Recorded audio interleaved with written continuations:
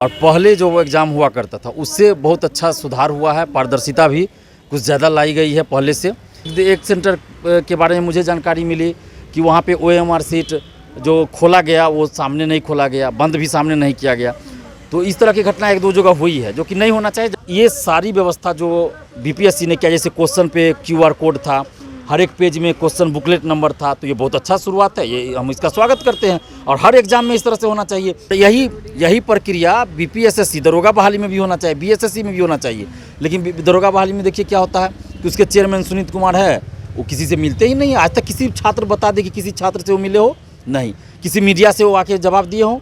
यही हम मांग भी कर रहे हैं कि आप मेंस में भी ये पारदर्शिता लाइए कि सभी सब्जेक्ट के साथ एक समान व्यवहार हो, उसमें भी किसी तरह की गड़बड़ी ना हो। इस चीज़ का ध्यान, इंटरव्यू में भी पारदर्शिता लाइए कि इंटरव्यू का वीडियो रिकॉर्डिंग करवाइए। हमने BPSC के चेयरमैन साहब के सामने भी ये बात 26 अगस्त को रखा था, तो उन्होंने कहा था इस पे बाद में करेंगे, अभी परसेंटाइल और 2 शिफ्ट वाली बात पे ही हम लोग बात करना चाहते हैं।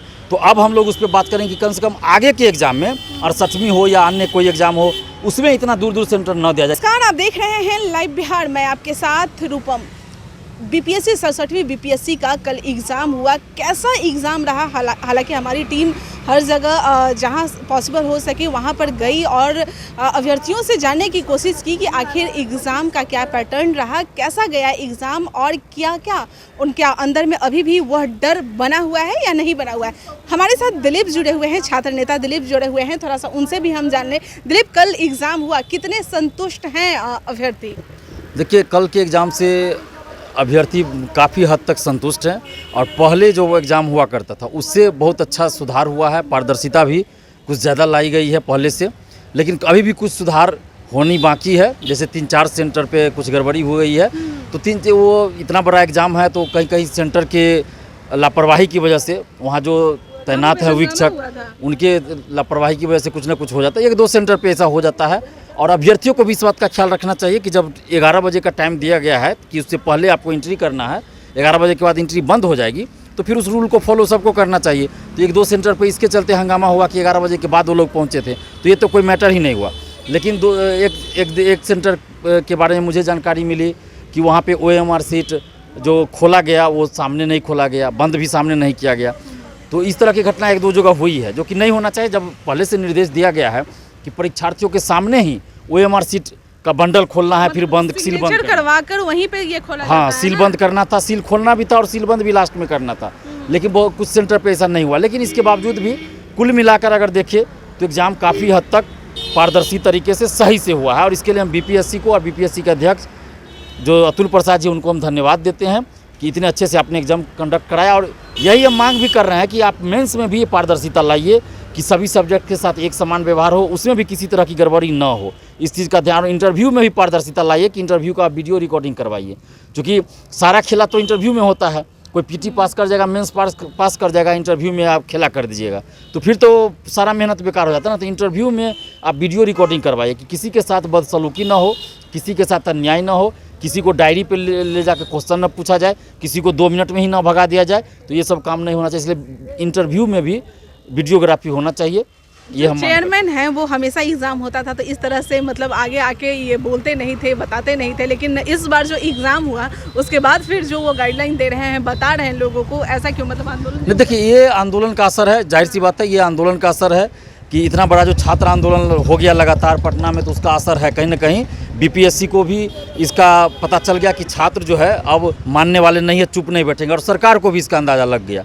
तो इसलिए आके वो स्टूडेंट्स को बताते तो ये अच्छी बात है, होना चाहिए। हम तो पहले से ये सब मांग कर रहे थे कि आप जो भी प्रक्रिया अपनाते हैं उसको आप मीडिया में आके बताइए ताकि छात्रों को पता चले। और यही प्रक्रिया BPSSC दरोगा बहाली में भी होना चाहिए, BSSC में भी होना चाहिए।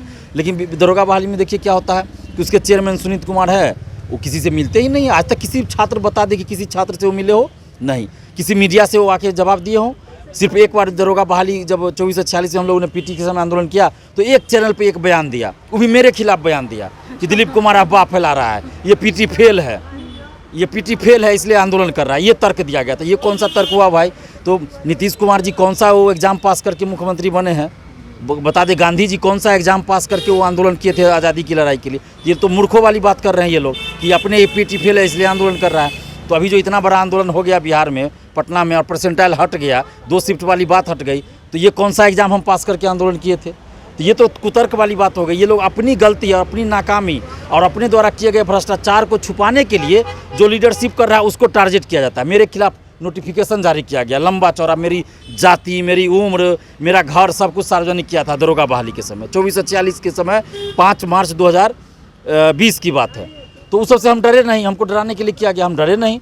तो ये सारी व्यवस्था जो बीपीएससी ने किया, जैसे क्वेश्चन पे QR कोड था, हर एक पेज में क्वेश्चन बुकलेट नंबर था, तो ये बहुत अच्छा शुरुआत है, ये हम इसका स्वागत करते हैं। और हर एग्जाम में इस तरह से होना चाहिए। हम तो मांग करते हैं दरोगा बहाली में ऐसा हो, सचिवालय सहायक का जो एग्जाम CGL 3 का होने वाला उसमें भी ये चीज़ होना चाहिए और पारदर्शिता आनी चाहिए। OMR सीट का कार्बन कॉपी मिले, क्वेश्चन बुकलेट परीक्षार्थियों को मिले और आंसर की जारी हो, और जब रिजल्ट प्रकाशित होता है कट ऑफ के साथ सभी का मार्क्स जारी हो। ये दरोगा बहाली जो आगे आएगी उसमें भी लागू हो, सचिवालय सहायक की जो परीक्षा होनी है CGL 3 की उसमें भी लागू हो, और सिपाही बहाली में भी लागू हो, हर एग्जाम में ये लागू हो।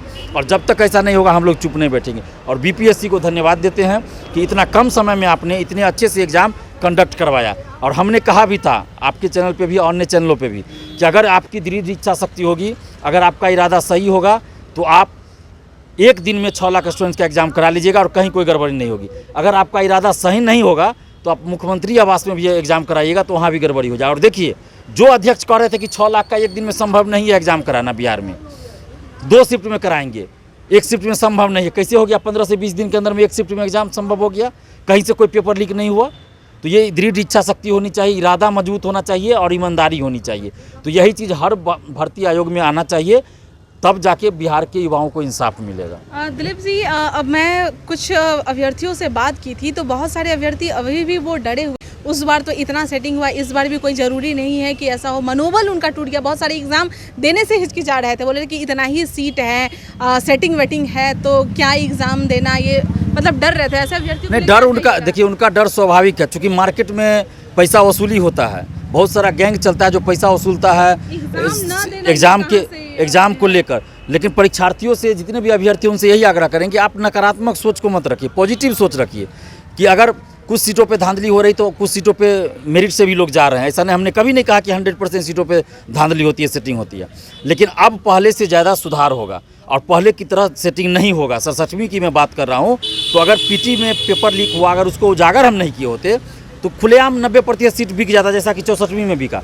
लेकिन चूंकि पेपर लीक को हमने उजागर किया और 18-19 लोग अरेस्ट हुए और ये पीटी परीक्षा बहुत अच्छे तरीके से संपन्न हो गया, तो अब सेटिंग का रेट घट गया। तो परीक्षार्थियों को हतोत्साहित नहीं होना है, पॉजिटिव सोच रखिए, सकारात्मक सोच के साथ आप तैयारी कीजिए। और बाकी कहीं गड़बड़ी होगी तो उसके लिए हम लोग लड़ेंगे भी, हम ये भी कर रहे हैं। एक और लास्ट सवाल है, अभ्यर्थियों को ये प्रॉब्लम हो रही थी, उनका कहना था कि बहुत दूर दूर सेंटर दे दिया जाता है, ऐसा क्यों? देखिए, दूर दूर सेंटर ये पहली बार नहीं हुआ है, इससे पहले भी बीपीएससी का इतिहास रहा है। सुधार होना चाहिए, बिल्कुल होना चाहिए। हम लोग तो मांग कर रहे हैं। हमने बीपीएससी के चेयरमैन साहब के सामने भी ये बात 26 अगस्त को रखा था, तो उन्होंने कहा था इस पे बाद में करेंगे, अभी परसेंटाइल और 2 शिफ्ट वाली बात पे ही हम लोग बात करना चाहते हैं। तो अब हम लोग उस पर बात करेंगे कि कम से कम आगे के एग्ज़ाम में, 68वीं हो या अन्य कोई एग्ज़ाम हो, उसमें इतना दूर दूर सेंटर न दिया जाए, क्योंकि आपको पदाधिकारी की नियुक्ति के लिए आपको ये एग्ज़ाम लेना है, न कि टूरिस्ट गाइड की नियुक्ति करनी है। तो इस बात का ख्याल रखना चाहिए। और परेशानी होती है, क्योंकि अब देखिए रेलवे स्टेशन पे, सड़क पे रात बिताना पड़ रहा है स्टूडेंट्स को, आने जाने में परेशानी होना है, ट्रेन में जगह नहीं है, बस में जगह नहीं है। तो इसलिए अगर गृह जिला के अगल बगल, मैं ये नहीं कह रहा हूँ कि गृह जिला में दीजिए, गृह जिला में भी सेंटर नहीं होना चाहिए, गृह जिला के अगल बगल जिला में सेंटर होना चाहिए। क्या आपत्ति है इनको? मुख्यमंत्री नीतीश कुमार जी ने कहा लड़कियों का गृह जिला सेंटर रहेगा, तो 3 साल से 3 एग्जाम से लड़कियों का गृह जिला सेंटर दिया जा रहा है। फिर लड़कों का क्यों इतना दूर दूर, 300-400 किलोमीटर क्यों लड़कों का दूर? क्या लड़कियां में धांधली नहीं होगा? लड़का का गृह जिला के अगल बगल रहेगा तो धांधली हो जाए। लड़की का तो आप गृह जिला में सेंटर दे रहे हैं, उसका तो जिस कॉलेज से पढ़ी रहती है, जिस स्कूल से, उसी में सेंटर बहुत का पड़ जाता है। तो ये ऐसा भी नहीं होना चाहिए। मैं लड़की का भी कर रहा हूँ, लड़का का भी कर रहा हूँ, गृह जिला के अगल बगल जिला में सेंटर होना चाहिए, गृह जिला में किसी का सेंटर नहीं होना चाहिए। इस बात का आगे से सभी भर्ती आयोग, चाहे दरोगा बहाली हो, सिपाही बहाली हो, BSSC हो या BPSC हो, सबको इस चीज़ का ख्याल रखना चाहिए। चलिए, बहुत बहुत धन्यवाद। तो दिलीप हमारे साथ जुड़े हुए थे और उन्होंने जितना जो इस बार एग्ज़ाम हुआ उसका पूरा वातावरण का उन्होंने बताया कि किस तरह के एग्ज़ाम हुए, क्या क्या कहीं पे थोड़ी सी जो समस्याएं हैं, जो कठिनाइयां हैं वो तो हुई, लेकिन वो नहीं होनी चाहिए। और जो एक बात जो मैं लगातार देख रही थी और जाने बीपीएससी एग्ज़ाम देने के पहले मैं बस स्टैंड और रेलवे स्टेशन हर जगह वहाँ पे गई और अभ्यर्थियों का एक ही कहना था कि हमें ये जो समस्या है इससे निजात दिला दीजिए, क्योंकि ये सबसे बड़ी समस्या है। तो जैसा कि आपने सुना, दिलीप का कहना है कि और जो समस्याएं हैं उससे तो निजात पा गए हैं, लेकिन ये जो समस्या है अब इसके लिए आवाज़ उठाया जाएगा और इसके लिए हम लोग बात करेंगे। चलिए फिलहाल के लिए बने रहे लाइव बिहार के साथ। धन्यवाद। लाइव बिहार यूट्यूब पर सब्सक्राइब और फेसबुक पर लाइक जरूर करें।